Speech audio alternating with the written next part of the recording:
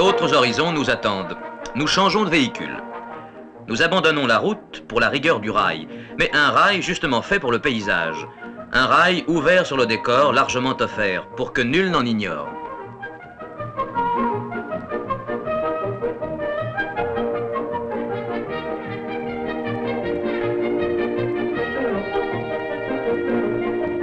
Le tracé de ce rail lui-même est de grand intérêt. Se coulant dans les vallées, les franchissant d'un léger viaduc, contournant un mont ou le transperçant d'un tunnel.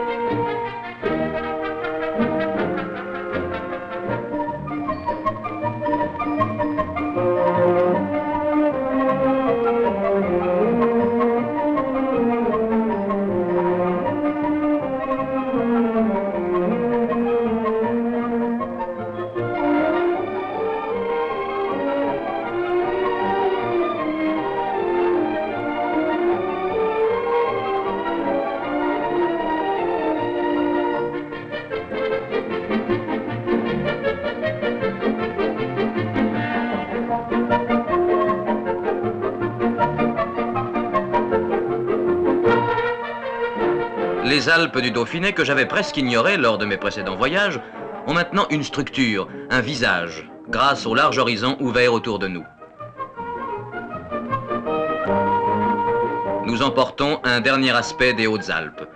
Le mont Aiguille, dressé par un géomètre, nous fait un dernier bout de conduite.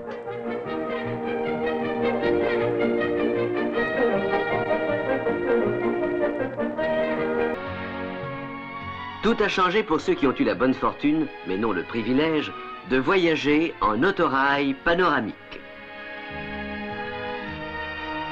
Étrange sensation que d'embrasser à bonne hauteur et d'un regard circulaire ces panoramas grandioses, de les voir s'animer et comme se forger sous nos yeux.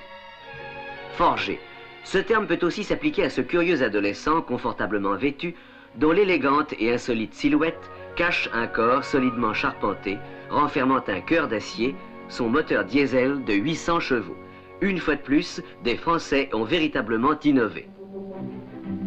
Nous voici dans le hall de montage du constructeur, où s'étire la chaîne des 10 autorails panoramiques commandés par la SNCF, encore à l'état de charpente, plus ou moins habillés.